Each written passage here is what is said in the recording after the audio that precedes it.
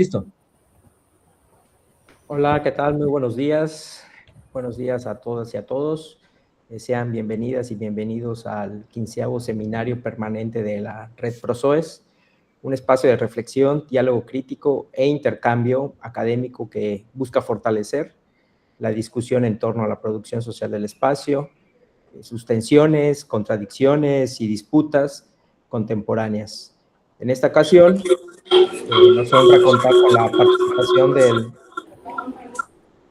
del doctor Manuel Bayón Jiménez, quien compartirá la ponencia titulada Configuraciones de ejes urbanos extractivos y disputas territoriales a través de la teoría de la dependencia, una mirada entre la Amazonia ecuatoriana y la península de Yucatán. La presencia del doctor Bayón Jiménez en este seminario representa una valiosa oportunidad para presentar desde una perspectiva crítica los procesos territoriales que atraviesa más bien América Latina, particularmente aquellos vinculados con el extractivismo, la urbanización y las múltiples disputas que emergen en territorios profundamente atravesados por relaciones de poder, despojo y dependencia. Antes de cederle el uso de la palabra al doctor Bayón Jiménez, me permitiré leer una breve semblanza de nuestro ponente. Manuel Bayón realiza actualmente una estancia postdoctoral en el Colegio de México como parte del proyecto internacional Riqueza y Espacio Sustentado en las teorías geográficas marxistas y en las teorías latinoamericanas de la dependencia. Previamente, obtuvo el grado de doctor en Alemania con una investigación centrada en los procesos de urbanización en la Amazonia ecuatoriana. Su trayectoria académica y política se encuentran estrechamente vinculada con Ecuador, país en el que vivió durante 13 años antes de trasladarse a México y donde hasta la fecha continúa formando parte de luchas contra el extractivismo a través del colectivo de Geografía Crítica del Ecuador. Sin duda, su experiencia investigativa y su compromiso con los procesos territoriales latinoamericanos enriquecerán profundamente la conversación de esta mañana. Doctor Manuel Bayón Jiménez, sea bienvenido a este seminario permanente de la Red ProSoes. Le agradecemos sinceramente su disposición para compartir su trabajo y sus reflexiones con nuestra comunidad. Sin más preámbulo, le cedo el micrófono. Adelante, doctor.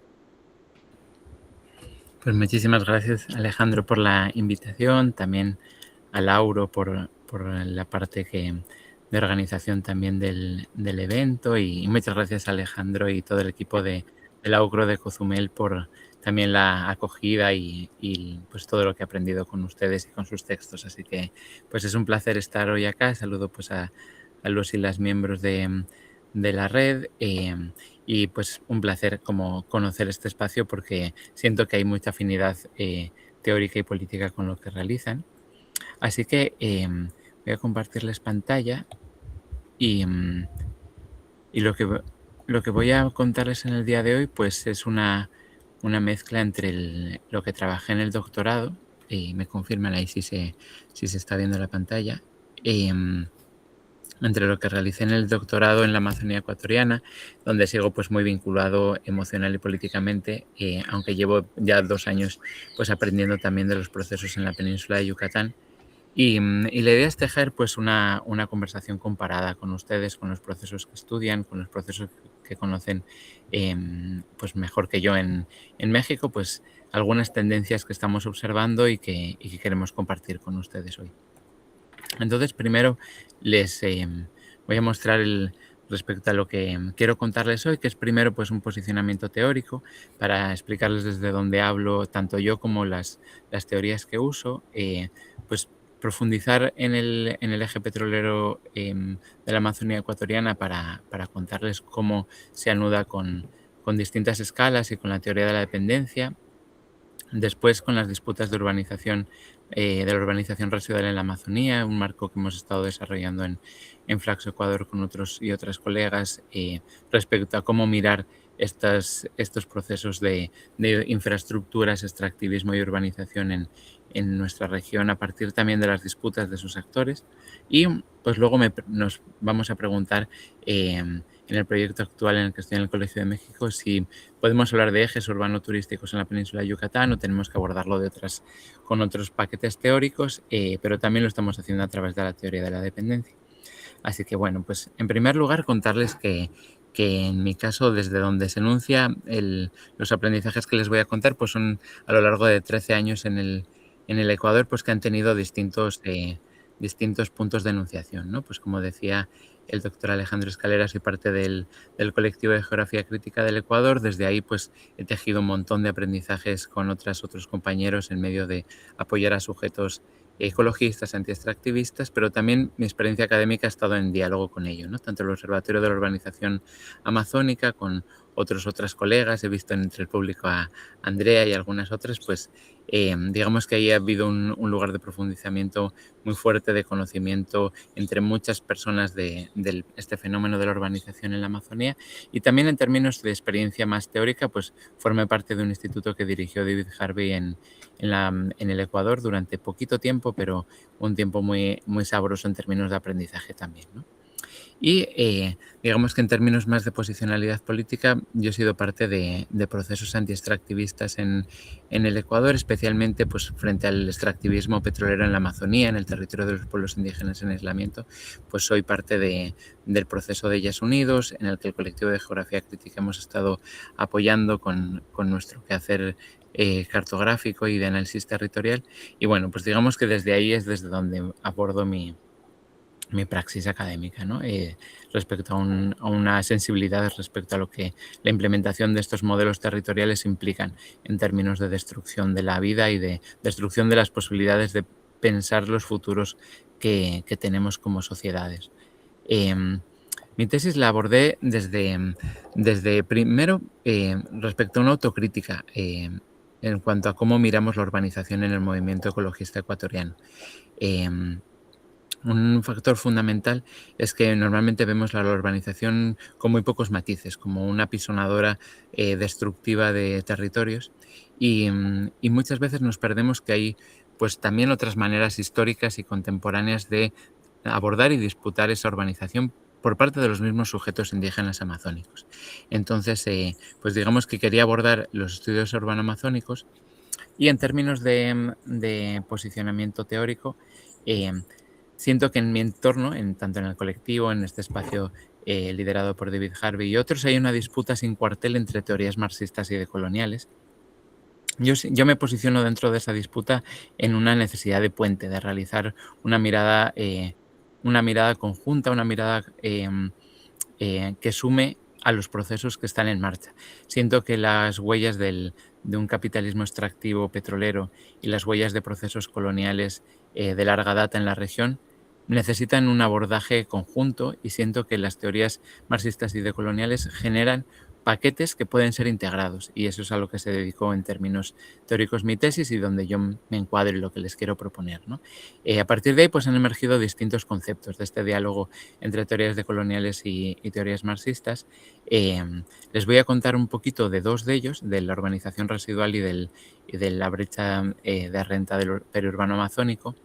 Me voy a dejar en esta presentación de hoy pues cómo entender la propiedad colectiva de la ciudad plurinacional, que es otro de los aportes que se generaron, pero bueno, tendremos tiempo para conversarlo porque no quería exceder los 40 minutos, 45 asignados, y sé que es el tiempo que de manera online podemos prestar atención. Así que pues estos dos conceptos y estas dos aproximaciones.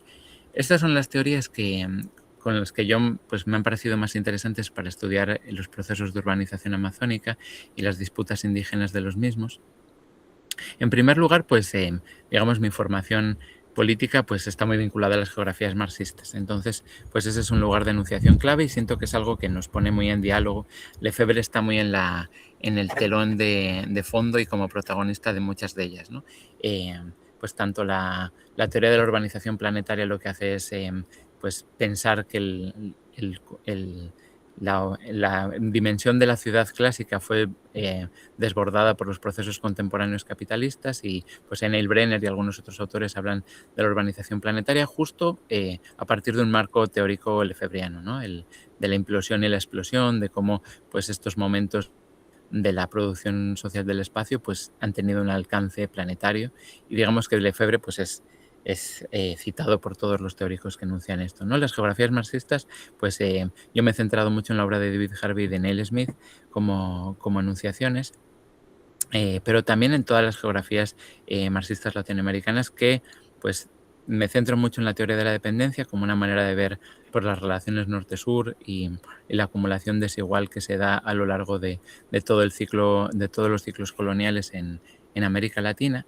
También me es muy útil la teoría de la dependencia y sus teóricos latinoamericanos para ver cómo se dan los procesos de renta contemporáneos. Para mí han sido muy importantes pues, autores como Coronil o Bolívar Echeverría a la hora de comprender esta relación entre los grandes ciclos de producción del espacio a nivel global y cómo el colonialismo y la particularidad de la renta en América Latina tienen una incidencia. Entonces, yo ahí, digamos que esas teorías las ubico en marxistas en decolonización. Sé que habrá quien le parezca algo un poco jalado de los pelos, pero desde mi punto de vista, digamos que son teorías plenamente marxistas, pero que se enuncian desde América Latina y que están poniendo muchos matices, muchos peros y reformulaciones a las teorías anglosajonas que dominan la columna de la izquierda. También la teoría de la urbanización extendida siento que necesita una conversación detenida porque aunque forma parte de los debates de urbanización planetaria, es una teoría formulada desde Brasil. Es incluso una teoría formulada desde Brasil antes que la misma urbanización planetaria. La desarrolló en su tesis doctoral el profesor Roberto Luis Montemor y también con un marco lefebvriano lo que hace es analizar la producción del espacio conjunta entre la expansión de urbanización infraestructural en la Amazonía brasileña y los grandes núcleos urbanos como Sao Paulo, Río de Janeiro, etcétera, ¿no? Entonces, pues también siento que es una teoría marxista en descolonización, por un lado porque mira la realidad de la Amazonía en particular y por otro lado porque la urbanización planetaria fagocitó esta discusión regional que se estaba dando y una propuesta para mirar el mundo. Y bueno, pues el mismo Neil Brenner cita a Roberto Luis Montemor, pero de alguna manera pues cambia algunos conceptos y extrae buena parte de... Hay un proceso de colonización académica ahí que no quiero dejar de resaltar, ¿no? Hay algunas teorías que considero puente porque siento que abordan de manera conjunta los procesos coloniales y capitalistas desde un punto de vista situado, ¿no? El giro territorial pues es todo aquello que desarrolló la Escuela Brasilera de Geografía Crítica, Carlos Walter Porto Gonçalves, Rogerio Hasbert, que lo que hacen es hablar de cómo esta centralidad que tiene el concepto de territorio para los movimientos seringueiros, indígenas, pues lo que hace es justo poner en diálogo esta memoria colonial y esta necesidad de pensar el mundo a través de los conocimientos indígenas con las distintas oleadas pues, capitalistas que se están produciendo en el momento en el que ellos están estudiando contemporáneamente. Otra teoría puente que para mí fue fundamental en la tesis fue pues, todas las teorías que tienen un núcleo muy importante en el Caribe y que eso también nos une en esta conversa del capitalismo racial, de cómo pues desde Franz Fanon hasta todas las propuestas más contemporáneas de mirar la producción de Bascom y otras autoras, de mirar la producción del capitalismo como una forma de desarrollar también una segregación por clases racial.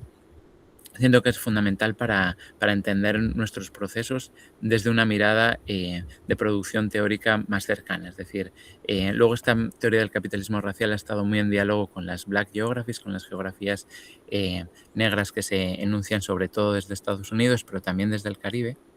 Y el giro de la movilidad también tiene de telón de fondo a Lefebvre porque en los años 2000 hubo toda una reformulación en las geografías críticas de cómo mirar el transporte, la movilidad y las inmovilidades también a partir de poder entender pues, toda esta cuestión del ritmo que proponía Lefebvre, del ritmo del capital, de cómo hay determinadas circularidades en el espacio desiguales respecto a cómo se mueven mercancías y personas, que también siento que es una teoría puente porque está mirando definitivamente el cómo las distintas dimensiones del capital se articulan, pero al mismo tiempo cómo esta movilidad puede ser también una herramienta de disrupción por parte de sujetos territoriales. Ahí hay todo un movimiento teórico de la multilocalidad que ha sido muy enunciado desde Bolivia y que miran pues cómo las comunidades aymaras tienen una multipertenencia a espacios urbanos como el Alto, a espacios pues del altiplano más rural, pero también espacios de la costa, del comercio en China, etcétera, ¿no? Entonces, siento que esa mirada de las movilidades nos ayuda a que algunas de las afirmaciones que hemos hecho en la ecología política respecto a que los sujetos pertenecen a un territorio muy estático, pues pueden verse contrarrestadas. Y las teorías más decoloniales que he estado utilizando han sido pues el giro ontológico, por ejemplo, que es toda una serie de conocimientos centrados en la Amazonía, en el Chaco, que muestran pues cómo otras formas de pensar el mundo implican pues otras formas de confrontarse al capitalismo y de utilizar el espacio para ello. En la teoría de colonialismo de colonos emergió como una teoría más desde el núcleo postcolonial, pero actualmente hay una serie de teorías. Settler es la teoría en inglés, en español no tiene muy buena traducción. No hemos encontrado todavía una traducción que nos satisfaga, pero bueno, se traduce como colonialismo de colonos, colonialismo de enclave también, que son estas teorías que explican cómo la colonización generó espacios de blanqueamiento, de desplazamiento y de explotación de pueblos indígenas muy específicos, y les llamo decoloniales en marxistización porque son teorías en las que hay, por ejemplo, una discusión muy rica respecto a la colonialidad de la propiedad privada. Entonces, pues para mí, digamos que articular estas teorías ha sido muy rico, tanto en términos de discusión teórica con colegas académicos, pero sobre todo a la hora de poder acompañar de mejor manera los reclamos territoriales y espaciales que tienen muchos sujetos que están disputando esta urbanización amazónica. Así que bueno, les pondré como ejemplo uno del cómo estoy pensando esta confluencia teórica. En este caso, pues consiste en pensar cómo Neil Smith, este geógrafo marxista, discípulo de David Harvey, que formuló esta teoría de la brecha de renta, la Rent Gap Theory, cómo se podría pensar la teoría de la brecha de renta en la Amazonía. Entonces, este esquema pues está dentro de las bases y de los promotores de toda esta discusión alrededor de la gentrificación, ¿no? La gentrificación vendría a ser el cómo los capitalistas tratan de llenar esta brecha de renta. Normalmente, pues las teorías dominantes de la New Geography, de la geografía positivista, venían a afirmar que las ciudades latinoamericanas crecían con el modelo de von Thunen, ¿no? Es decir, pues un centro histórico, toda una serie de barrios obreros alrededor y unas clases medias y altas que se iban estableciendo en las periferias, en los suburbios, y cómo había pues una disputa de revalorizar esa brecha de renta que había cercana al centro en los barrios obreros. Estoy simplificando mucho para ir más rápido, pero digamos que esta teoría pues está tras el movimiento, visibiliza el movimiento que hacen los capitales hacia barrios que tradicionalmente habían sido obreros y donde hay una brecha de renta muy alta, es decir, un precio del suelo y de la vivienda muy bajo que al estar en lugares centrales puede ser altamente revalorizado. Entonces, claro, esto cuando lo pensamos en la Amazonía ecuatoriana, pues no ocurre de una manera muy similar, ¿no? Tenemos génesis urbanas muy diferentes, tenemos procesos urbanos y disputas urbanas muy diferentes. Y con esta teoría que formulamos en este artículo de la brecha de renta del periurbano amazónico, pues nos queremos fijar en determinadas cuestiones que no funcionan en la Rent Gap Theory, pero no como una forma de desvalidación de la teoría, sino como una forma de reacomodo de la teoría de la renta en la Amazonía. Tampoco una aplicación directa, es decir, ni una aplicación directa ni una denegación, sino poder comprender las dinámicas generales que tiene la teoría de la brecha de renta y poderla complementar a través de lo que ocurre en otros espacios. Por ejemplo, el balancín locativo del que habla Neil Smith, en la teoría de diferenciación e igualación, se basa en que hay ciclos de valorización y desvalorización en las ciudades capitalistas, en general en el espacio global, pero en particular en las ciudades capitalistas. Entonces, lo que analizamos en el caso de la Amazonía ecuatoriana es que estos ciclos de desvalorización no siempre son necesarios, a veces hay ciclos de valorización neta. es decir, hay espacios en los que no había ciudad y pasa a verla, y ahí no podemos ver ciclos de desvalorización porque ocurrirán en el futuro, pero no están ocurriendo contemporáneamente. En el caso de la Ring Gap Theory se centra en las luchas de clase y la contestación a partir de sujetos ya formados, es decir, de unas clases obreras que habitan unos barrios obreros y que se enfrentan a la llegada de capitales que van a encarecer y desplazar a la población. En este caso, la conformación de sujetos urbanos se da en el mismo hecho de disputar las periferias urbanas, de disputar los ciclos de valorización. Entonces, esta lucha de clases es plurinacional, es pluriétnica y se va a conformar específicamente no para habitar un espacio cercano a las fábricas, sino que se va a conformar para habitar directamente los periurbanos amazónicos. En el caso de la movilidad sobre el espacio, pues quienes se mueven son los gentrificadores. En la teoría en la mirada pues más anglosajona de la gentrificación. Sin embargo, en la perspectiva amazónica, quienes se movilizan hacia los espacios de disputa son precisamente las poblaciones que habitaban en otros espacios de la ciudad o que habitaban en espacios urbanos. Y también en las prácticas de resistencia cotidianas, los valores de uso en la teoría de en la Ring Gap Theory están muy vinculados a las ollas populares, a los espacios de asamblea colectiva, etcétera, pero en la Amazonía ecuatoriana esas formas de prácticas cotidianas van a estar muy vinculadas a las cosmovisiones amazónicas y a las formas de ver el mundo de estos pueblos. Entonces, esto solamente es un ejemplo de cómo este gráfico de este gradiente teórico que les mostraba anteriormente, pues se concreta a partir de diálogos teóricos entre distintas formas en estos gradientes. En el caso de la brecha de renta del periurbano amazónico es un artículo, un concepto que nace de poner en interacción pues las geografías marxistas, la teoría latinoamericana de la dependencia, pero al mismo tiempo estos giros territoriales y de la movilidad para comprender pues el espacio y el tiempo que tienen estos movimientos de población, y también el giro ontológico, porque de alguna manera es fundamental entender que estos espacios se van a conformar no solamente por sujetos populares, sino por sujetos indígenas y plurinacionales que van a comprender de otra manera el espacio y que van a tumbar las pretensiones del capital y del que dominan los periurbanos amazónicos a través de cuestiones culturales que serían indisociables de su membresía de clase.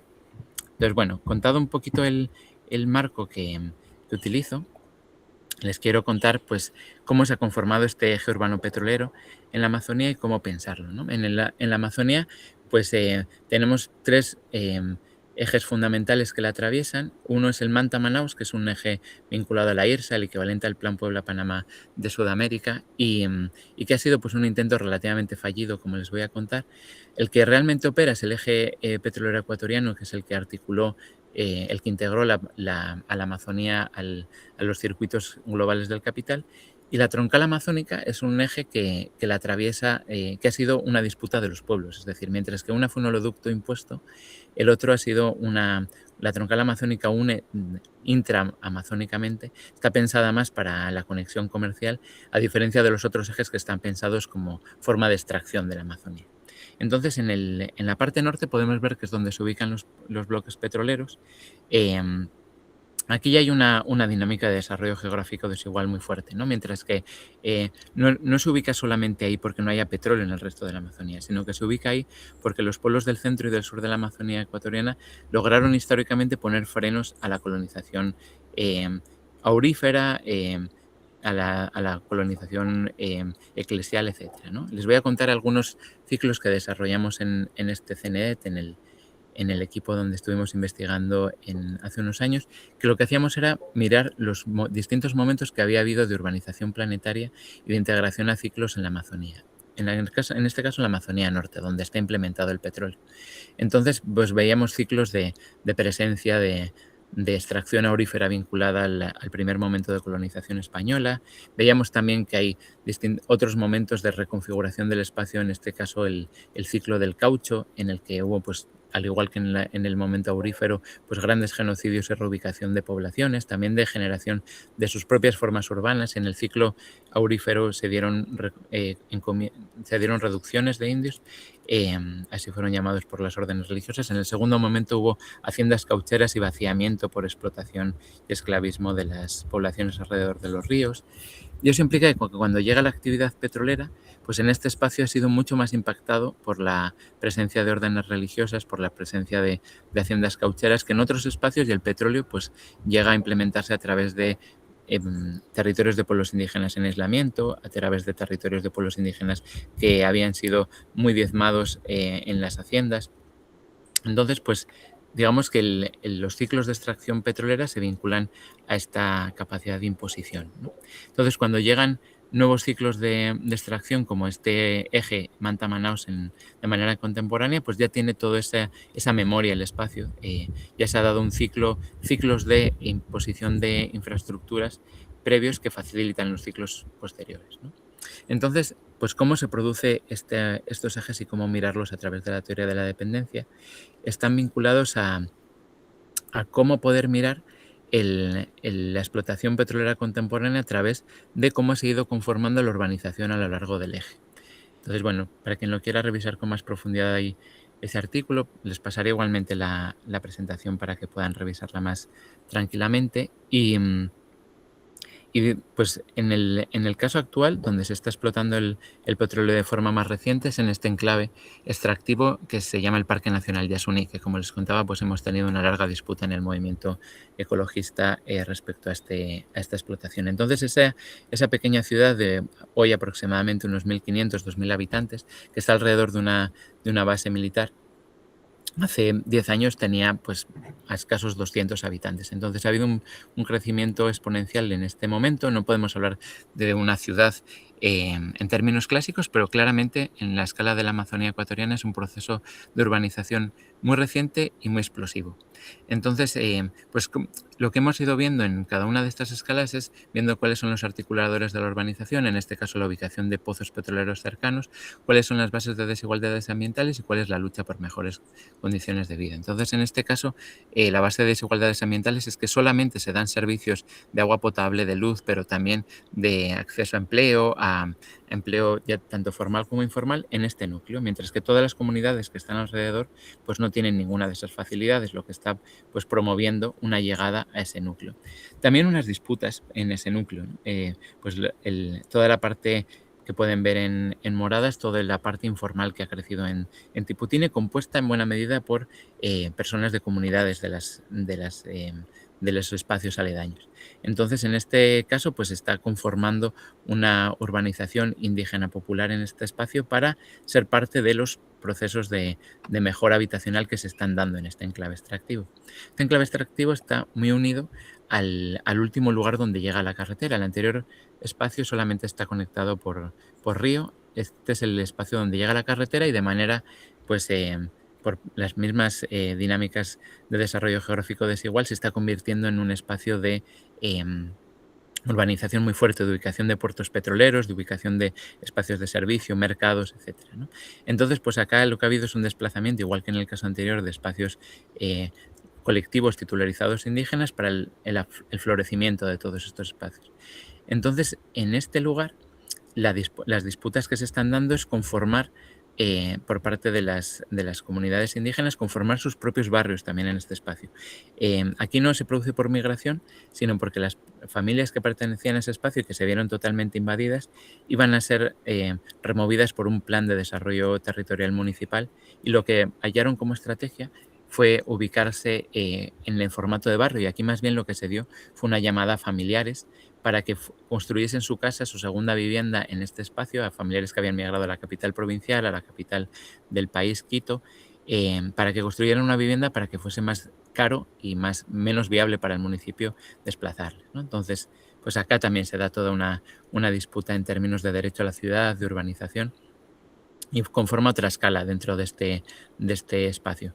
La escala anterior, pues es claramente estas dos escalas, la escala del enclave extractivo y el enclave del puerto petrolero, están íntimamente ligadas a cómo se está produciendo en la capital provincial el espacio. Y aquí ya sí emergen ciertos espacios no sé si podríamos llamar élites, pero claramente son unas clases capitalistas rentistas que lo que hacen es aprovecharse de la derrama petrolera que generan los contratos que legalmente tiene la empresa estatal que conceder a empresas de la zona. Entonces acá se ubican pues empresas de hostelería, empresas de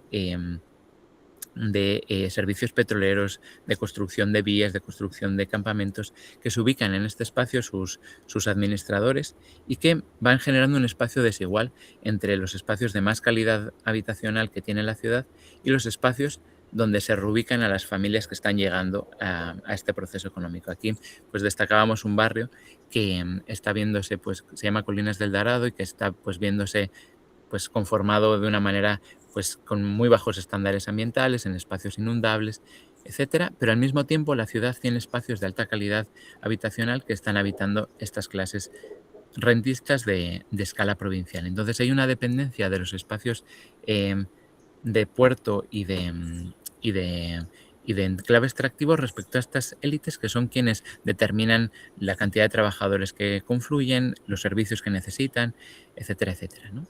Luego tendríamos dentro del eje petrolero la capital, Quito, por donde pasa el oleoducto y donde hay una desigualdad también en términos urbanos muy fuertes entre los barrios por los que pasa el oleoducto, donde ha habido desastres, son también barrios donde la pendiente es más alta y donde hay pues riesgos de, de deslizamiento y donde los servicios básicos han llegado mucho más tarde que el espacio en amarillo, que es el Valle de Tumbaco, donde se ubican las principales pues, familias aquí sí de élite del país que habita en la ciudad, ¿no? Entonces, en estos espacios, pues la calidad ambiental es absoluta, la morfología del espacio urbano, pues es muy similar a la que puedan disfrutar en la Ciudad de México, en ciertas lomas, las clases más altas, con una dimensión obviamente pues acomodada a nuestro país.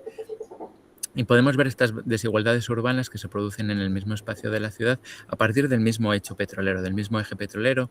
También la historia del país no voy a entrar en profundidad, pero está muy determinada por los ciclos de urbanización petrolera que se han dado de rentismo. Muchos barrios de clases medias han crecido en los momentos de boom, muchos espacios también de clases populares se han dado en los momentos de recesión, de migración a la ciudad en condiciones pues, mucho peores que las de las clases medias. Entonces, pues esta dialéctica de conformación desigual del espacio urbano de Quito está íntimamente relacionada tanto con la presencia del oleoducto como con la presencia del rentismo petrolero como forma fundamental de acumulación capitalista en el país. Llegamos al último espacio de este eje, que es la ciudad donde se exporta el petróleo, que es en la ciudad y provincia de Esmeraldas, que es donde hay una conformación histórica mayoritariamente afro, es donde se ubicaron los palenques en el momento de la colonización y donde la población afro de la ciudad de Esmeraldas recibió como compensación social histórica una refinería que actualmente pues, es uno de los quebraderos de la cabeza por sus accidentes, por sus contaminaciones periódicas, uno de los pocos pues, mayores obras que ha recibido del Estado a lo largo de su historia, pero que es un tipo de infraestructura con una problemática pues, muy fuerte, ¿no? Y aquí pues, tenemos lugares donde ha habido, pues ahí pueden ver, ¿no?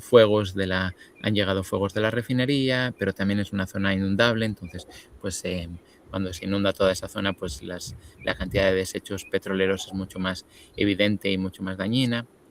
Entonces, bueno, pues digamos que esta es la caracterización del eje, ¿no? Entonces, ¿cómo pensar este eje a partir de esta confluencia teórica que les propongo? Pues por un lado, el capitalismo racial está pues muy de lleno, ¿no? Hay una conformación del espacio extractivo que va utilizando las huellas que ha dejado el capitalismo racial y que produce de forma racializada el espacio. Si nos fijamos en la ciudad de Coca como un espacio creado por curas capuchinos en un espacio indígena. Si pensamos en cómo se está extrayendo el petróleo hoy sobre territorios de pueblos indígenas, pero también de pueblos indígenas en aislamiento. Si pensamos cómo se distribuye racialmente y las élites blancas del país dominan estos espacios urbanos de alta calidad ambiental, pero al mismo tiempo las clases racializadas de la ciudad se ubican en estos espacios informales que la ciudad planifica no de manera en papel, pero sí de manera cotidiana, en que sean habitados por determinadas poblaciones, podemos ver pues, que esta conformación del espacio urbano petrolero domina en distintas escalas, se hace espacio y se hace desigualdad, pero al mismo tiempo genera una forma de organización vinculada también a esta forma de de dependencia entre unos núcleos y otros. Hablamos de matrioscas de dependencia, este juguete ruso que va metiendo una muñequita dentro de otra, porque consideramos que en estos ejes de dependencia se van conformando clases sociales dominantes en distintos espacios que van determinando lo que ocurre en otras escalas. En este caso les hablaba de las clases dominantes de Coca. Las clases dominantes de Quito pues son quienes reciben los beneficios fundamentales de todo este proceso, y cómo hay escalas que pasan a ser pues ampliamente marginalizadas en función de clase y en función étnica de manera pues muy notoria. Entonces, este eje nos permite pues teorizar esto, teorizar cómo pensar esta conformación urbana a partir de una actividad y de un hecho físico que es el oleoducto que transporta el crudo. Entonces, bueno, este es como el núcleo de lo que quería contarles en este apartado. Voy a ir un poquito más rápido sobre los siguientes porque, bueno, el eje Manta-Manaos, como les contaba, se quedó en fantasía porque en buena medida, pues, el intento de aniquilar el espacio por el tiempo, que diría Marx en los Grundrisse, que promueve todo este tipo de infraestructuras, pues se encontró con la aniquilación del tiempo por el espacio andino-amazónico. No voy a entrar en mucho detalle, pero este eje, a diferencia del petrolero, que tiene una correlación en términos de urbanización muy evidente, nunca cristalizó este tipo de nueva alternativa hacia el mar. Las obras se finalizaron, pero pues no ha habido una demanda del capitalismo en este eje y en esta lógica, y por tanto pues no ha habido un desarrollo urbano en este sentido. Entonces, pues las disputas de la urbanización residual en este contexto, pues hay que enmarcarlas primero en algo que en la península de Yucatán tenemos mucho más presente, pero en la Amazonía ecuatoriana se ha pensado como un espacio sin urbanización hasta hace muy poquito. Eh, pues la tecnología LIDAR ha revolucionado absolutamente la forma en la que entendemos hoy en día el espacio. Se han encontrado en la zona entre Acre, Bolivia y una serie de complejos arqueológicos que muestran que alrededor del año 1300 había unas 400.000 personas en núcleos urbanos interconectados muy cercanos, y eso pues nos hace repensar si esta idea de que los pueblos indígenas son lo contrario a la urbanización en la Amazonía no es otra más de las ideas coloniales concebidas para la región. En el caso de Ecuador, hace muy poquito se mostró también con tecnología LIDAR un espacio de urbanización en este eje urbano de la troncal amazónica que les contaba al inicio, que es en todo este espacio de lo que es la ciudad de Macas. Es muy relevante que existiese aquí una ciudad, un emplazamiento urbano hace 2000 años, porque hasta hoy es uno de los espacios donde la colonización española no entró, y también la República ha tenido que negociar con el pueblo Shuar, que son los descendientes de esa ciudad arqueológica, la forma en la que las ciudades dialogan con su territorio. Si hace 2000 años había pues una serie de emplazamientos urbanos que hablan de una consolidación urbana, en la forma de afrontar la colonización española por parte del pueblo Azuar tuvo una traducción urbana muy fuerte también, porque lo que se dedicó el pueblo Azuar fue a quemar todas las ciudades españolas, y donde había emplazamientos españoles situar poblamiento también con una traza urbana Shuar. Y hasta hoy pues pueden ver ahí que está la ciudad de Macas en el primer plano, es la ciudad colonial que emplazó la colonia española, y al otro lado del río Upano está la ciudad de Sevilla Don Bosco, que es la única cabecera cantonal del país que está sobre territorio colectivo indígena. Entonces, hasta hoy digamos que esta disputa en la forma de urbanización está presente, y el río Upano se configuró como la frontera entre estos espacios. También algo muy significativo es que la plurinacionalidad está recogida en la Constitución ecuatoriana, y eso permite que ejercicios territoriales como este, de que haya un espacio indígena urbano con un municipio que designa todas las funciones del urbano, pero en diálogo con la propiedad colectiva del territorio, pues es factible en el Ecuador. Y eso implica que este espacio, que ahora mismo se ve amenazado por la Amazonía, por la minería, que es esta Sevilla Don Bosco, pues es un espacio de urbanización indígena, lo que hice en la tesis, en confluencia, porque es una tesis colectiva de alguna manera con el equipo de Flaxo Ecuador, fue pues ir investigando cuáles son estos espacios de disputas indígenas de la urbanización hoy. Entonces ahí pudimos como ir viendo una serie de tipologías, ¿no? De cómo las comunidades y los sujetos indígenas están abordando esta disputa de la urbanización y de la disputa de los ejes petroleros y los otros ejes que les comentaba. Entonces, pues ahí hay una serie de disputa del espacio urbano a través de ser quienes brindan servicios económicos a la ciudad, ya sea a través de lugares turísticos, pero también a través de empresas de servicios. También ha habido toda una serie de reclamos para que se construyan vivienda social para comunidades indígenas y que se haga en un formato de urbanización bajo estándares y el pensamiento indígena. También, pues como les comentaba, estos emplazamientos para detener la colonización, tanto en el de Sevilla Don Bosco, que les contaba ahora que fue esa ciudad suar que se ubicó para vigilar y para detener el avance español, como la ciudad de Providencia está estos emplazamientos que se están ubicando indígenas alrededor de los puertos petroleros.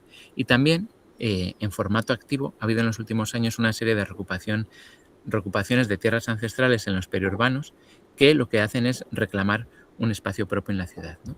Entonces, para ejemplificar esto, les pongo un videíto de cómo son estos periurbanos amazónicos, ¿no? Pueden ver, pues esta es la ciudad de Puyo, pueden ver al fondo pues la ciudad más nuclear al pie de los Andes, pueden ver pues una serie de barrios periurbanos que han ido creciendo.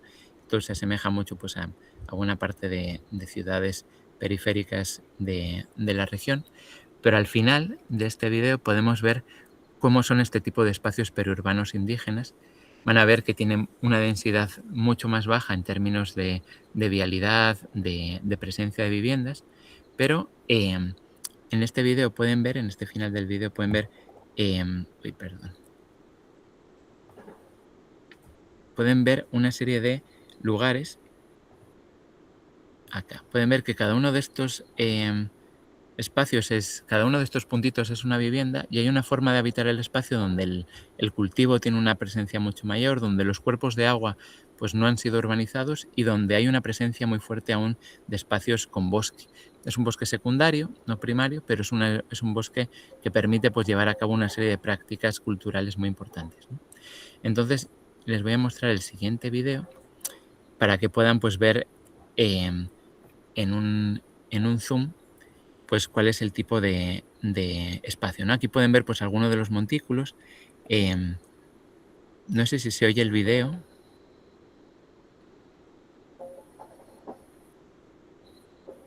Pero son espacios de cultivo donde emergen, donde se siguen practicando las prácticas culturales, donde hay espacios de cultivo, espacios de reproducción cultural, de cosecha, no se escucha, no se preocupen. Pero digamos que es un espacio que si solamente mostrásemos este vídeo y les preguntase, seguramente nadie respondería que es un espacio que podríamos considerar urbano. Pero al mismo tiempo, en esa imagen del dron, ustedes pueden ver que claramente es un espacio que forma parte de la ciudad, ¿no? Entonces, en este espacio que se llama la Ciudad Intercultural de Pueblos y Nacionalidades, pues tenemos este tipo de liderazgos que dicen: nosotros hemos luchado contra el Estado y la migración es un derecho por la ausencia de oportunidades dentro de nuestro territorio, como acceso a salud, educación o trabajo. Hoy la juventud quiere conseguir una educación y nosotros, como padres más experimentados, queremos un futuro mejor para ellos. Es decir, la disputa por formar parte de los espacios centrales tiene que ver con una memoria de exclusión capitalista, pero también con una exclusión colonial y racial que ha dicho que los pueblos indígenas solo pueden serlo en tanto sean espacios selváticos y rurales, pero que si migran a las ciudades lo tienen que hacer bajo un esquema de poder blanco colonial en el que no pueden manifestar su cultura y no pueden producir espacios para sus necesidades culturales. Entonces creo que esto es uno de los meollos de lo que les quiero contar, porque esta es como la apariencia que tiene pues el espacio de alrededor del puerto, ¿no? Hay una planificación en una lógica pues de malla de damero, en el que hay espacios cuadrados, donde hay una serie de zonificación de viviendas, de lugares deportivos, etcétera, ¿no? Esto es parte de la planificación indígena que se está haciendo en estos espacios urbanos, pero al mismo tiempo, estos son espacios donde hay una serie de prácticas culturales pues muy potentes. Esto, digamos que va a ser complejo de explicar en un minuto, y perdón por la simplificación, pero son pueblos que habitan nuestro mundo, que es el mundo 5, el mundo que es planificable con esos mapas, pero son pueblos que están habitando una serie de dimensiones cotidianamente muy fuertes. Ahí les pongo 2 ejemplos, ¿no? El huituj, que es esa planta que pueden ver a la derecha, que es una planta pues con el que las mujeres se tiñen el cabello y le dan salud, etcétera, ¿no? Y podríamos decir, bueno, pues es importante en términos materiales porque habitar en un espacio donde el tinte del cabello está presente, pues es importante porque hay una mejor calidad de vida, no hay que ser tan dependiente del dinero y se puede plantar directamente. Y eso es muy importante en una lógica rural, urbana, campesina. Pero además el huitoj es un espíritu de las ancestras, es decir, una forma de reconexión con quienes no están en el plano 5, pero que sí forman parte de otros mundos y otra serie de diálogos. Entonces, tener eso en la ciudad para los pueblos indígenas es otra manera de poder habitar el espacio, una base de la lucha por el espacio urbano amazónico muy fuerte. Y ahí les muestro también la cerámica amazónica que se conecta con los sueños. Las personas que realizan cerámica, mayoritariamente también las mujeres, dibujan a lo largo del día aquello que han soñado en la noche en las cerámicas. Entonces, tener un espacio donde poder soñar, tener un espacio donde tener cerámica accesible, es decir, no solamente tener un cerro por la importancia de poderlo cultivar, sino también para poder extraer directamente la arcilla. Y poder desarrollar eso en el cotidiano, pero también como fuente de sustento, poder vender la cerámica en la ciudad y no tener que pagar una canoa cara que va a hacer inviable el transporte de cerámica, sino poder salir directamente a comerciar, está íntimamente ligado. Las prácticas urbano-populares con las prácticas culturales amazónicas tienen una cabida en la ciudad porque se conectan con otros mundos y porque tienen también un sentido económico y un sentido de sobrevivencia en el día a día. Entonces, esta forma de habitar el espacio amazónico también está relacionada con luchas urbano-populares clásicas, ¿no? De luchas por el agua, por la electricidad, por la vivienda, están presentes en todos estos espacios y barrios analizados, pero también hay una serie de cuestiones que van a estar que van a ser necesarios, como son la festividad, la minga, que es el trabajo colectivo, la chacra, que es este espacio de producción de alimentos y de otras plantas. Entonces, todo eso va a ser parte de cómo se habita en estos espacios urbano-amazónicos. No sé si hubo... Ya. Entonces, toda toda esta forma de habitar el espacio forma parte de estas disputas. Y por tanto, algo que nos ha llevado en este equipo de Flaxo a formular este concepto de urbanización residual tiene mucho que ver con cómo pues comprender esta forma de urbanización que se da alrededor de los ejes, pero que son formas de urbanización que no son el objeto deseado por quienes pusieron en marcha estos ejes. Quienes hicieron el oleoducto petrolero ecuatoriano no pensaron en que iba a crecer una ciudad alrededor de la primera estación petrolera, que es Lago Agrio y hoy día la ciudad mayor de la Amazonía. Y por eso decimos que son procesos residuales de urbanización, procesos no planificados, procesos que vinieron detrás de. Pero al mismo tiempo sentimos que poder analizar en profundidad cómo estos sujetos están disputando estas formas de urbanización para no caer en el esquema dicotómico de que la urbanización arrasa con los territorios indígenas, sino que hay toda una forma de disputar desde los territorios indígenas estos espacios, pues han sido fundamentales a la hora de esta formulación. Entonces, bueno, pues igual que antes hay una serie de artículos, hemos publicado pues recientemente un libro llamando a otros colegas del resto de la Amazonía, de la Panamazonía, a pensar pues este concepto de la urbanización residual. No es un concepto que les contemos como acabado, sino como una necesidad que tenemos de repensar la urbanización en la Amazonía a partir de pues ciertos conceptos que puedan emerger desde la misma Amazonía. Y bueno, y para terminar esta presentación, pues desde hace 2 años estoy con otro equipo del Colegio de México, de la Universidad de Brasilia, de la Universidad de Chile y 2 universidades alemanas, pues pensando cómo se produce el espacio de la riqueza en América Latina. En el caso de la península de Yucatán, pues estamos indagando en cómo es la forma de producción urbana del turismo. Y bueno, pues ahí de nuevo empiezo por el final de alguna manera, pero pues nos hemos encontrado con con unas particularidades en la conformación del territorio histórico. Si en el anterior caso podíamos hablar de la colonización española, del oro, del ciclo del caucho, del ciclo del petróleo, pues acá encontramos otros ciclos que nos parece que son muy determinantes para pensar el territorio de la península. En este caso, pues los ciclos de las haciendas coloniales, de maíz, de caña de azúcar, etcétera, pero el ciclo del Enequén y del chicle nos parecen que son determinantes para entender actualmente la península. El Enequén, que se conformaba pues como estas haciendas que extraían la cuerda para distintos cultivos estadounidenses y que tuvo un boom impresionante que conforma pues la forma actual que tiene Mérida en su núcleo pues más burgués.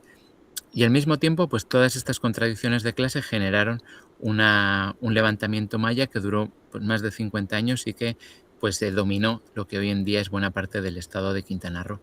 Y sentimos que esta huella de los ciclos anteriores de colonización capitalista y las disputas que han dado los pueblos, pues están muy detrás de poder explicarnos qué conformación tiene hoy en día pues todo el turismo que se está dando en la península, ¿no?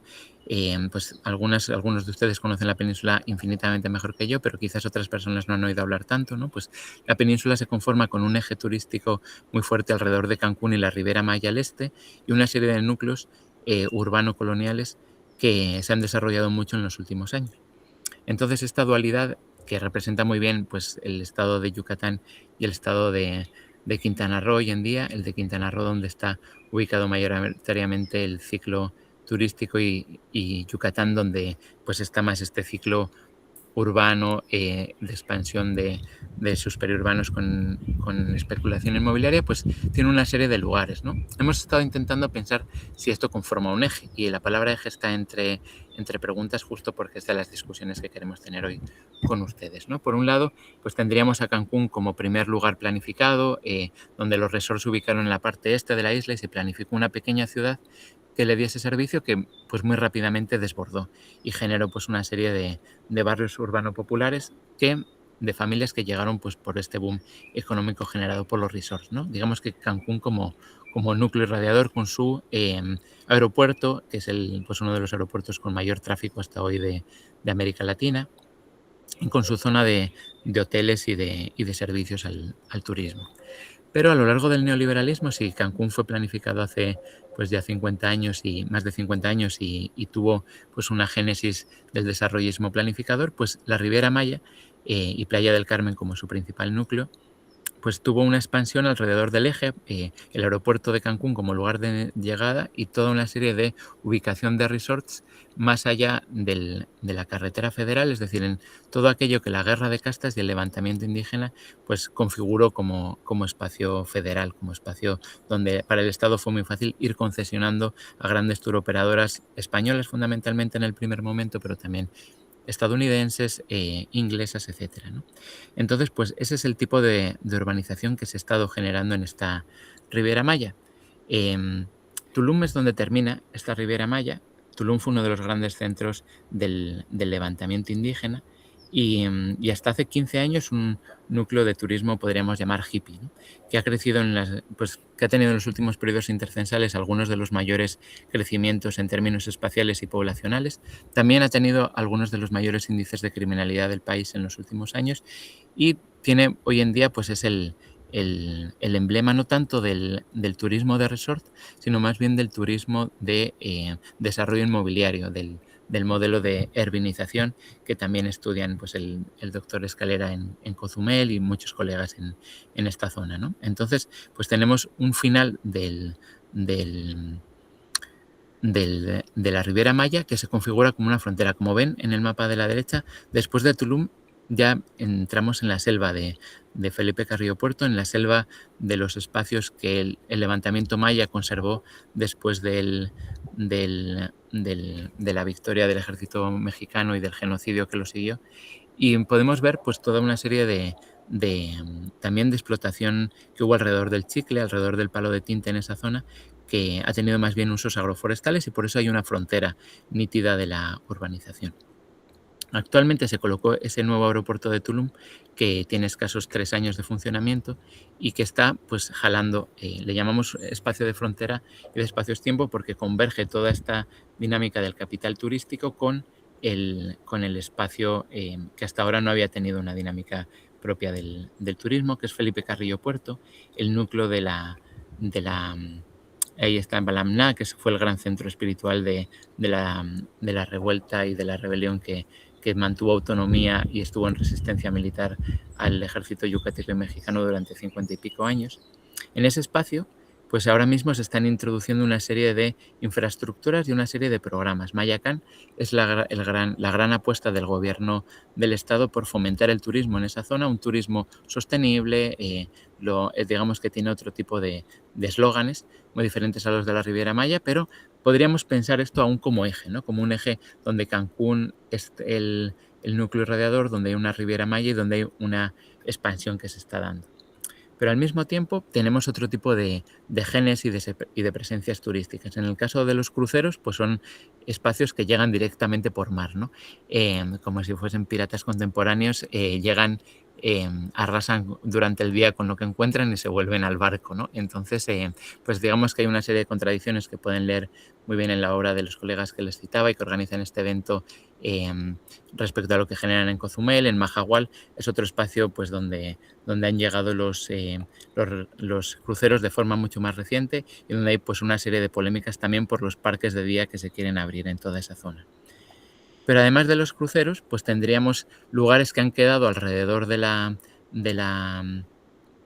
esta dinámica de la Riviera Maya, pero que han decidido posicionarse de otra manera. En Puerto Morelos, que está entre Cancún y Playa del Carmen, pues pese a que hay también resorts y pese a que han tenido pues en los últimos años algunos desarrollos inmobiliarios, es un lugar donde la comunidad de pescadores que tienen un asiento más fuerte en el espacio, pues han, por ejemplo, privilegiado que haya una escuela con vistas al mar, están poniendo límites a las alturas de los hoteles, es decir, hay toda una serie de pues inserción que se pretende no tan contundente al turismo como se puede ver en Cancún, Playa del Carmen o Tulum.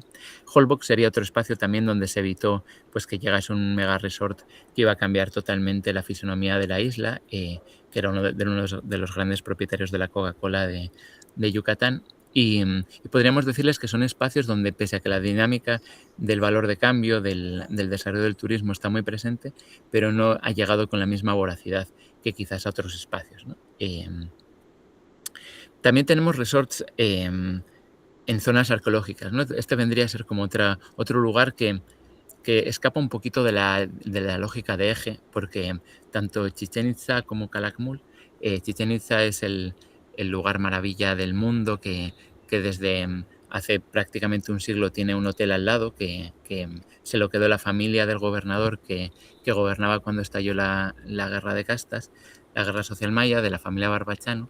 Entonces digamos que hay un eco respecto a la apropiación de los espacios de zona arqueológica que tiene pues un diálogo actual con la ubicación de hoteles del grupo económico alrededor del ejército mexicano, de Grupo Mundo Maya, pues que ha ubicado sus hoteles en Calakmul, en Esna, en Uxmal, en una serie de lugares pues con una cercanía pues podríamos decir demasiado fuerte a las zonas arqueológicas en un espejo histórico respecto a lo que sucedió hace un siglo.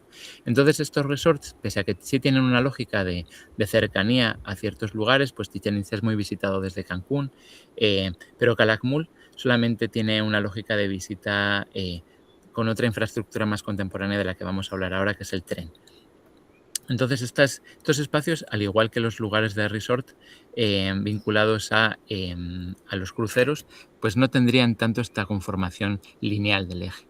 Y además tenemos una serie de lugares a lo largo de la península donde los nuevos desarrollos turísticos, en el caso de Sisal y el Cuyo, son relativamente recientes y no responden tanto a una lógica de resort y de llegada de turista internacional, sino que tienen más una lógica de llegada de inversión inmobiliario, es decir, de fondos de inversión inmobiliaria más parecidos a los de Tulum y que están detonando en lugares muy pequeñitos que habían tenido una resistencia histórica a la llegada de un turismo depredador. Entonces, pues tenemos otro tipo de historias, otro tipo de génesis en la península que se retroalimentan y que están coligados a procesos de promoción inmobiliaria en los centros coloniales.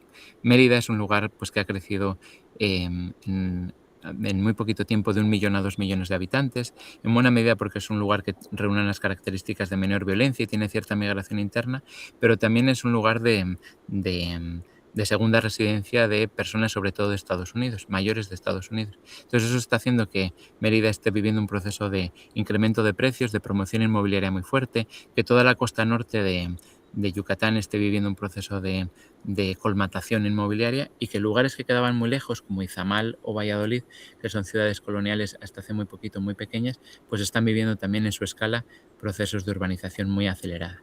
Entonces el tren que se ha configurado alrededor de la península, pues digamos que hasta ahora no ha logrado tener unas tasas de ocupación nada altas, no está siendo un gran dinamizador del turismo, está fuera de de los turoperadores y cómo los turoperadores entienden el turismo en la zona, pero sí está teniendo un papel de articulador y promotor de ciertos proyectos como el Hotel de Calakmul que les comentaba y algunos otros que habían quedado fuera de la lógica turística.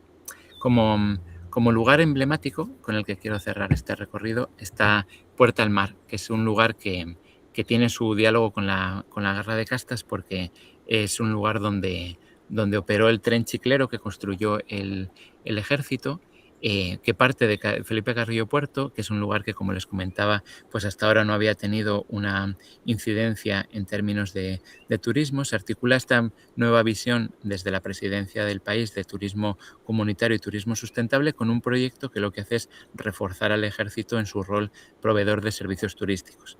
Entonces, pues desde nuestro punto de vista, este espacio representa muy bien esta confluencia de historias, esta confluencia de huellas territoriales y esta expansión de las fronteras turísticas, en este caso de la de Tulum, al mismo tiempo que se articula con el tren llamado Maya y con otra serie de dinámicas que hasta ahora no estaban presentes en determinadas zonas, ¿no? Entonces, este eje turístico tiene esta capacidad de emerger en espacios distantes y de promover dinámicas que hasta ahora estaban muy alejadas. Entonces hemos ido trabajando en una definición de tipologías, de cuáles son los centros consolidados, de cuáles pues, han tenido un desarrollo turístico pero con ciertos límites, cuáles son espacios de frontera turística, cuáles son espacios que responden a una dinámica más de cruceros y no están articuladas de igual manera al resto, espacios de turismo alrededor de zonas arqueológicas y de promoción de resorts y lugares de centros coloniales que están presentes. Entonces, algo que nos queremos preguntar con ustedes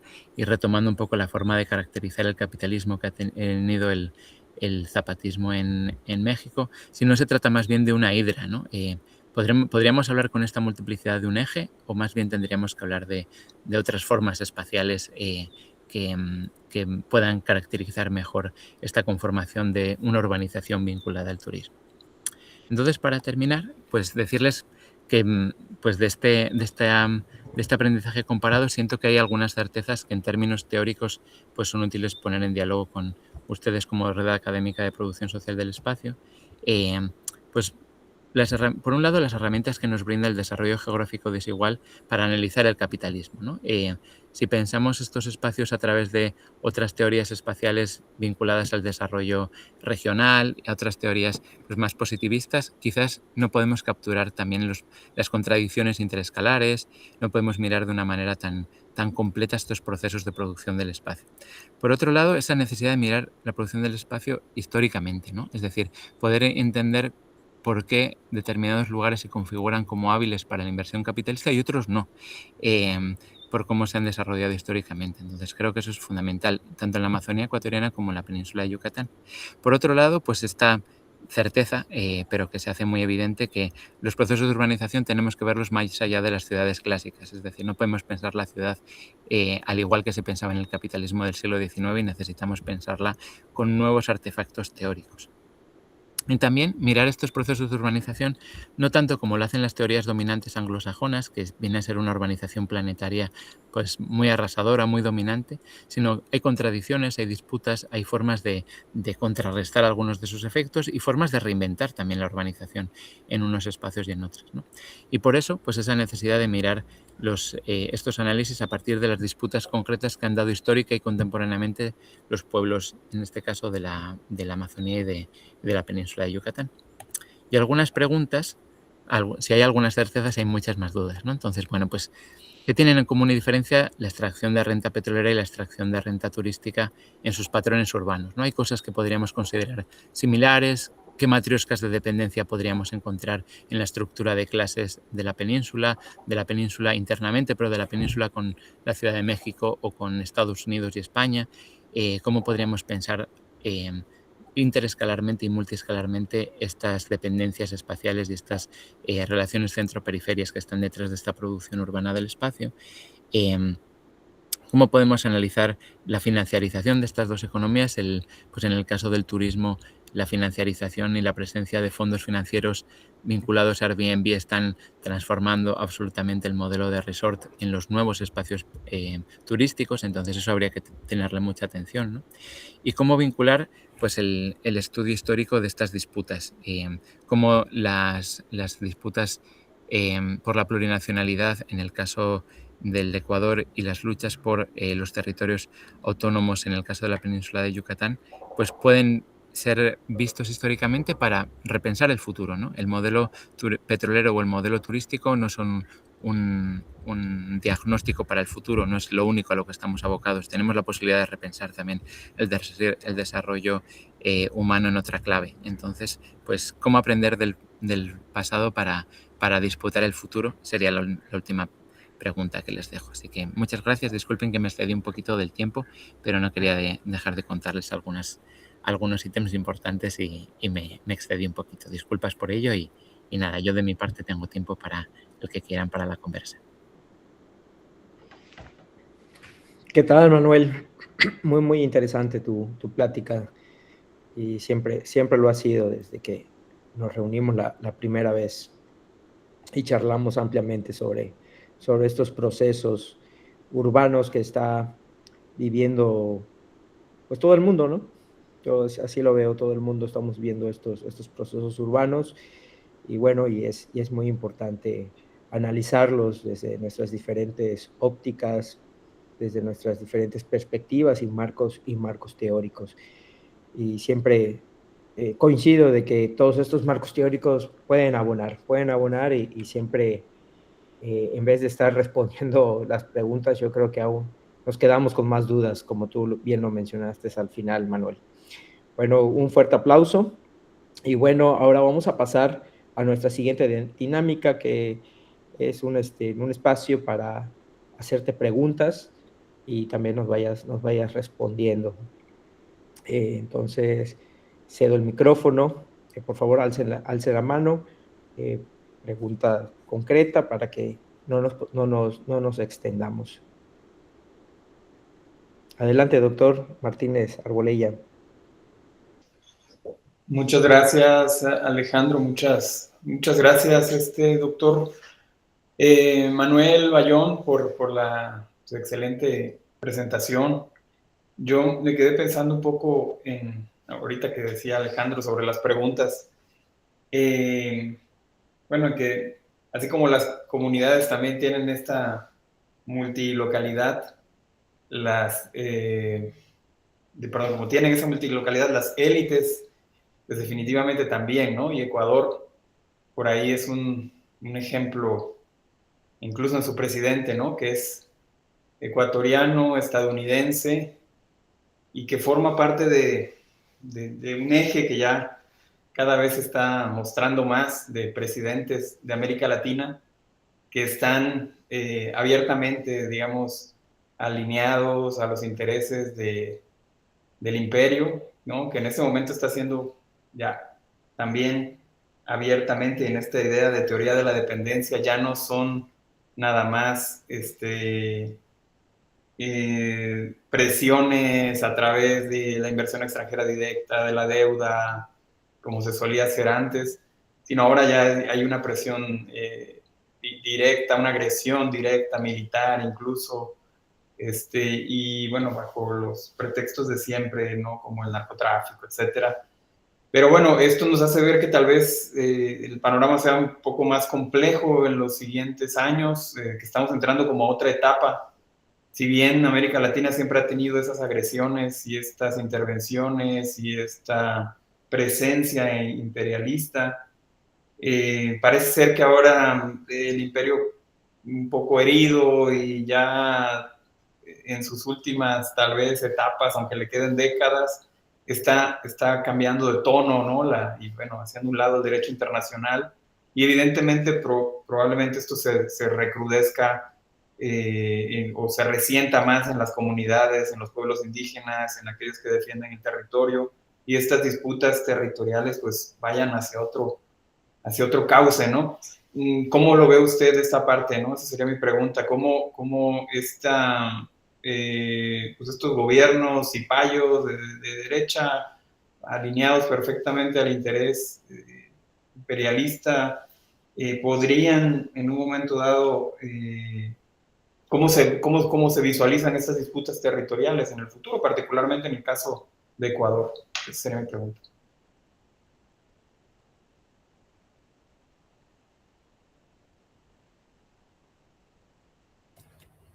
Genial, muchas gracias, Héctor. No sé si, Alejandro, si vamos pregunta a pregunta o se recogen varias, lo que prefieran. Si quieres, vamos pregunta por pregunta, a ver qué puedes responderle al doctor Martínez y Genial. pues vamos para no perder las preguntas que son muy interesantes. Genial, pues muchas gracias, doctor Martínez, por la pregunta. Pues digamos que el presidente ecuatoriano es en realidad nacido en Estados Unidos y bueno, claramente cada vez que puede abandona el país y se va a Florida con cualquier excusa, y eso es como muy significativo de cómo para el presidente, pues Ecuador forma parte de una hacienda, pero no de un espacio de vida cotidiana para su familia misma, ¿no? Entonces ahí tenemos como ya una distancia brutal respecto a cómo considerar pues el futuro del país y bueno, pues esperamos que pronto sea sustituido por alguien que crea un poquito más en el futuro del mismo, ¿no?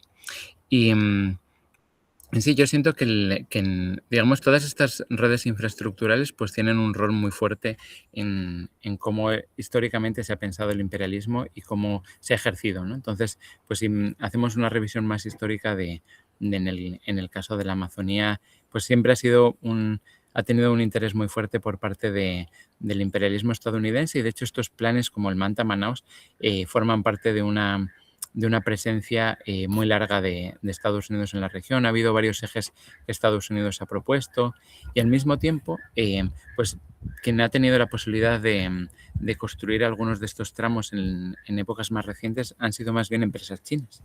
Entonces eso ha puesto en marcha en la región también una disputa, pues digamos, en términos de minería y petróleo, hay una serie de disputas históricas que han enfrentado a distintos imperios. Pues la guerra que tuvo el Ecuador con Perú en los años 40 estuvo detrás de los estándares de la Dutch Royal Oil Company y la Standard Oil, es decir, de dos empresas, una inglesa y otra estadounidense, que fundamentalmente propiciaron una guerra para tener mejor acceso a ese tipo de extracción petrolera.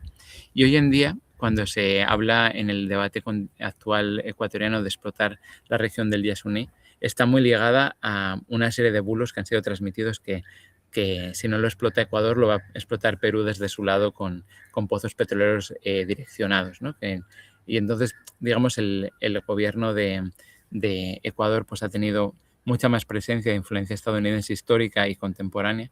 Entonces, pues siguen siendo, por ejemplo, de las empresas que están en el Yasuní está Halliburton, la empresa de Dick Cheney, que tiene buena parte de los contratos petroleros, y en el lado peruano la empresa estatal tiene una serie de convenios muy fuertes con empresas chinas. Entonces, digamos que esa disputa que podemos ver ahora más recrudecida geopolítica alrededor de Palestina e Irán, pues digamos que tiene una larga pertenencia en la Amazonía ecuatoriana y peruana, y también pues esta disputa geopolítica entre imperio en decadencia estadounidense e imperio emergente chino, pues tienen una visibilidad muy fuerte en términos de presencia. Yo ahí me preguntaría, y les trasladaría a ustedes la pregunta de cuál es el rol que están jugando ciertos planes y ciertas infraestructuras en la península de Yucatán, también como una península que tiene varias similitudes con la Amazonía ecuatoriana, la presencia masiva de agua, la capacidad de interconectar océanos, pues también están muy presentes en la península contemporáneamente. Entonces habría que preguntarse, pues yo creo que estos entornos macroeconómicos geopolíticos pues son el telón de fondo de todo lo que ocurre en una región, ¿no? Entonces yo sí siento que para quienes investigamos infraestructuras, pues las infraestructuras nunca son inocuas en esta disputa, siempre van a tener una huella y una incidencia en este tipo de formas de ver el mundo a través de los grandes flujos de capital y de mercancías. Entonces, eso diría de momento.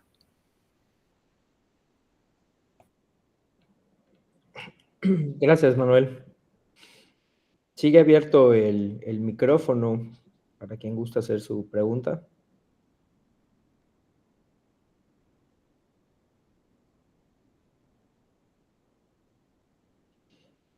Bueno, Manuel, yo te voy a hacer una pregunta sobre bueno, más bien sobre los marcos teóricos que estoy manejando, que están muy relacionados con los tuyos, y son sobre estos procesos de turistificación y gentrificación. Sobre todo que cuando nos metemos con estos fenómenos, pues nos dicen, primero le dan palomita a la turistificación, pero primero que nos dicen que la gentrificación es inexistente, sobre todo en estos países, bueno, o en países subdesarrollados, ¿no? Como es el caso de México. Y dicen, bueno, estos procesos son más bien para otro tipo de contexto. Y bueno, ahora estamos trabajando que sí hemos recopilado evidencia empírica de que no solamente son procesos de turistificación, sino que también tenemos estos procesos de gentrificación. Desde tu punto de vista, ¿por qué sería tan importante, o por qué piensas que podría ser importante separar estos fenómenos, tanto de la turistificación como la gentrificación? O sea, pensando en una discusión amplia. Genial, pues yo digamos que la pregunta que me haría, y además ustedes que han trabajado pues unas revisiones bibliográficas tan profundas respecto a las tipologías de gentrificación, etcétera, pues yo digamos que ahí siento que el reto es, en este caso, caribeñizar la gentrificación, ¿no? Es decir, como entender qué patrones tiene la gentrificación en los núcleos de la urbanización capitalista de más jerarquía, para comprender, pues bueno, creo que es innegable que en Ciudad de México hay una gentrificación galopante, ¿no? Entonces, bueno, pues yo siento que en esos circuitos de compras de viviendas, en esos circuitos de residencias que se están desarrollando en Cozumel o en otros espacios, pues hay sin duda una serie de flujos financieros que responden a esta valorización de la vivienda y de su mercantilización. Entonces, pues si la gentrificación lleva asociados procesos de desplazamiento de distintos tipos, simbólicos, materiales, etcétera, etcétera, pues yo siento que hay mucho que contar desde el Caribe de cómo se dan en otros espacios estas formas de gentrificación vinculadas al turismo, ¿no? Entonces, pues mi abordaje respecto a esto sería, lógicamente, ni Neil Smith ni David Harvey van a explicar la gentrificación en el Caribe como lo hace la UCRO. Entonces, yo siento que ahí pues hay que considerar qué de su paquete teórico pues nos es útil para mirarlo, pero qué otros paquetes teóricos necesitamos para entender y para ampliar esta discusión, ¿no? Y esta comprensión. Y yo siento que justo el turismo tiene una serie de particularidades como actividad capitalista respecto a otras formas de extracción de renta. Entonces siento que en esa interconexión pues hay una posibilidad muy rica de lo que hacía Roberto Luis Montemor con la urbanización extendida, ¿no? Normalmente, digamos que desde los centros de la teoría, en este caso, pues Londres o Nueva York, se alumbran procesos en el que otras academias nos ponemos a revisar la correlación de estos procesos, ¿no? Pero muy pocas veces se dejan sorprender quienes están en esas otras latitudes por lo que pueden aprender de los procesos que son enmarcados desde acá, ¿no? Entonces, yo diría que del Caribe y de sus procesos de turistificación y cómo se está administrando los flujos de capital y de residencia, pueden aprender determinadas áreas que se están turistificando en Nueva York o en Londres, ¿no? También hay un diálogo ahí, es decir, cuestiones que podamos teorizar desde acá también pueden ser repensadas o pueden ser útiles para que se repiensen en otras latitudes lo que ocurre. Entonces, sí, yo diría que en ese diálogo teórico pues hay que yo le digo siempre bastardizar nuestras teorías, ¿no? Es decir, como la capacidad de agarrar distintos génesis y orígenes para repensar no solamente nuestro lugar, sino también repensar el mundo a partir de lo que ocurre en nuestro lugar. Gracias, Manuel, por tu respuesta. Sigue abierto el micrófono para quien guste hacer su pregunta.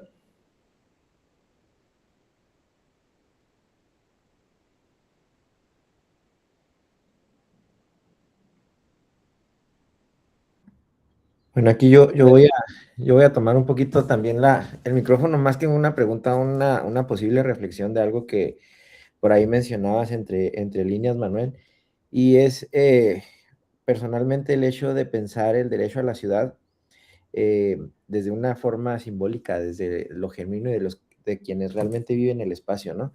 Ahí en alguna apropiación del derecho a la ciudad en Harvey, él hablaba de las insurgencias ciudadanas.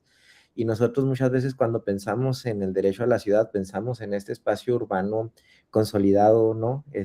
Grande, incluso pensamos mucho en zonas metropolitanas, pero poco pensamos en el reclamo del derecho a la ciudad desde las comunidades indígenas, ¿no? Y esto lo tendríamos que pensar mucho en Chihuahua, sobre todo en la zona de la sierra, en donde están los rarámuris y en donde está este movimiento o esta instauración del turismo como un pequeño modelo de desarrollo que ha implementado el gobierno estatal y que, bueno, ya sufrió un conflicto socioambiental, pero un conflicto socioambiental que fue derivado de un aeropuerto internacional pequeño, pero que al mismo tiempo le pegó a zonas de bosque que por ahí tenían en defensa pueblos o comunidades rarámuris, ¿no? Entonces, en ese sentido, pues es algo interesante pensar también en algo que proponías ahí, ¿no? En la frontera espacio-tiempo, como estos eventos simbólicos que dan vida al reclamo del derecho a la ciudad, y pensarlo no solo en ciudades grandes o en ciudades medias, sino también en ciudades pequeñas que también ya son estas urbanizaciones residuales, ¿no? Que están ahí configuradas y conformadas. Es otra forma de salirnos del pensamiento occidental y pensar en una geografía crítica latinoamericana, ¿no? Fuera de Occidente. Entonces, pues es como el comentario que voy a dejar por ahí.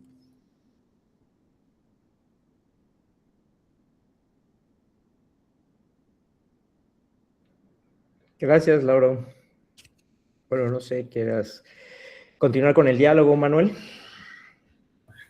Sí, plenamente de acuerdo con lo que comenta el doctor Espino. Y digamos que sí, en el caso de las ciudades amazónicas ecuatorianas, pues yo creo que también ha sido como algo que desde las ciencias críticas nos hemos tardado como mucho en visualizar, ¿no? Porque si uno va a la memoria de la ciudad del Puyo, que tiene 126 años de existencia, pues digamos la población indígena siempre estuvo ahí, ¿no? Es decir, como fueron quienes acarrearon a los materiales a los curas para que se instalasen, quienes cedieron sus terrenos para que construyeran sus espacios eclesiales, quienes luego trabajaron en condiciones de explotación para los comerciantes que llegaron, a quienes les fueron arrebatadas sus tierras, pero también ejerciendo un tipo de disputa respecto a también construir sus espacios en la misma. Y digamos que el hecho de que no hubiese organización indígena visible para los cánones de las izquierdas más clásicas, no quería decir que no hubiese una disputa ahí de mundos y de presencia en la ciudad. Estas ciudades han sido también el núcleo de organización. Las organizaciones indígenas que han surgido las reuniones han sido en las ciudades, buena parte de ellas, las manifestaciones y marchas han sido allá. Entonces, digamos que la plurinacionalidad en la Constitución quizás ha hecho que se enuncie de manera explícita que hay barrios plurinacionales.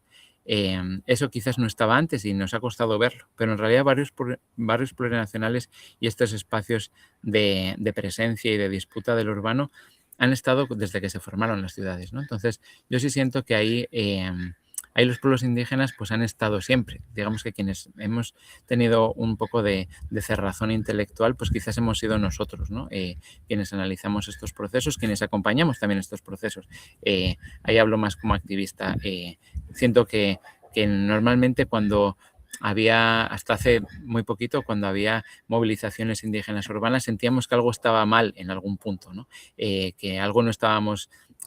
Que digamos el arquetipo de lo que queríamos apoyar no estaba presente ahí, y creo que forma parte pues de las prácticas coloniales que tenemos también en ciertos espacios organizativos urbanos, en este caso el ecologismo, respecto a considerar cómo debe ser el sujeto cuando el sujeto ha estado ahí siempre y más bien los visitantes somos nosotros. Entonces pues siento que alumbrar una forma de repensar los espacios urbanos tiene que ver con eso, con escuchar más lo que sucede y ver de qué manera se puede retroalimentar, más que en llegar con una agenda de cuál es lo que debemos accionar o cuál es lo que debemos estudiar, ¿no?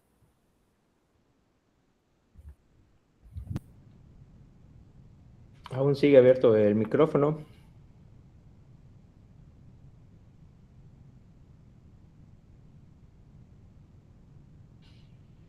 Ok, Manuel. Pues bueno, yo te quiero invitar para que sigamos trabajando en conjunto. Creo que tenemos varios compromisos por ahí, varios trabajos colaborativos, y me gustaría también vincular, Lauro y un servidor, nos gustaría vincular esta red con tus grupos de trabajo, Manuel, ahí en el Colegio de México, y con otros colegas tuyos que estén interesados en estas temáticas. Creo que podemos hacer varios trabajos de investigación, pero yo creo que también vale mucho la pena decirlo, también hacer trabajos de incidencia, cuestiones que no solamente empezar a teorizar y reconocer algunos fenómenos, sino también buscar hacer esta incidencia, este vínculo comunitario, vínculo social, ¿no?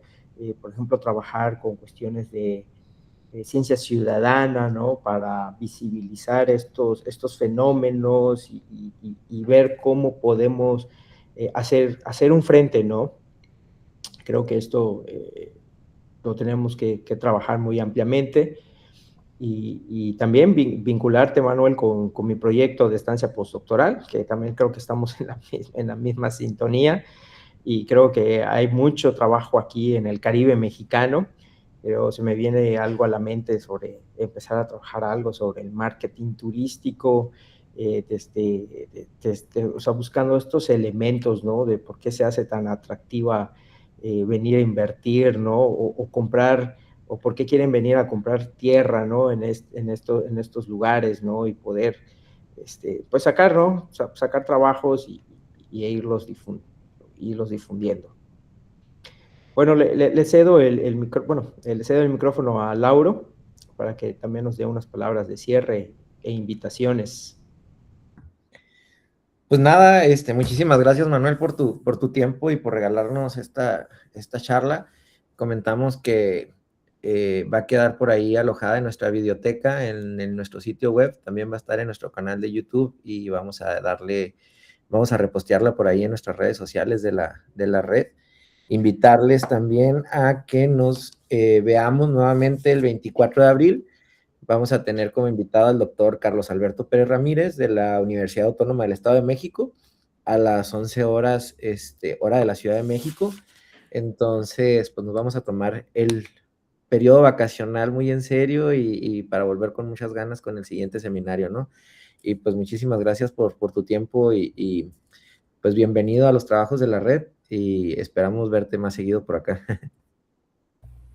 Pues muchas gracias por la invitación y la conversa y nada, celebro mucho la existencia de la red y este espacio de compartir. Ahí les dejo los 2 links de los espacios en los que me encuentro y nada, con todo gusto de generar colaboraciones y miradas conjuntas.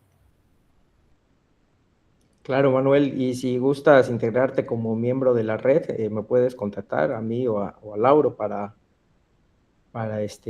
integrarte inmediatamente. Genial, sí, ya les hago aquí en público la petición de adhesión. Órale, le daremos seguimiento. Ok, pues bueno, pues Un abrazo grande.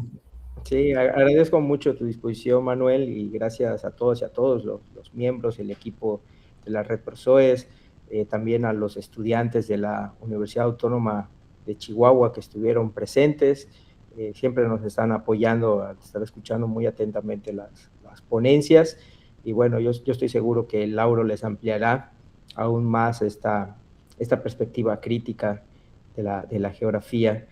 Bueno, sin más preámbulo, pues bueno, no sé qué, podemos abrir nuestras cámaras para nuestra foto de recuerdo y les menciono que esta ponencia se grabó y estará en nuestra red social, bueno, en todas nuestras redes sociales, tanto en YouTube, Instagram, si mal no estoy, y en Facebook, y también en la biblioteca de nuestra página oficial Red ProSoes. Y también está abierta la invitación para las y los que quieran participar en nuestro podcast que se encuentra alojado en Spotify. Latitudes Críticas, todo el mundo puede participar, me pueden contactar a mí o al doctor Espino Enríquez para participar. Este es un diálogo un poquito más informal, pero también la intención es dar voz a todos y a todos que estén interesados en este tema y estén reconociendo fenómenos urbanos y de otro tipo y podemos charlarlo.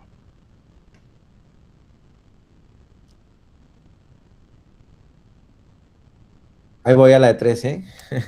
1, 2, 3. Listo, lo tenemos. Cierro por ahí la grabación.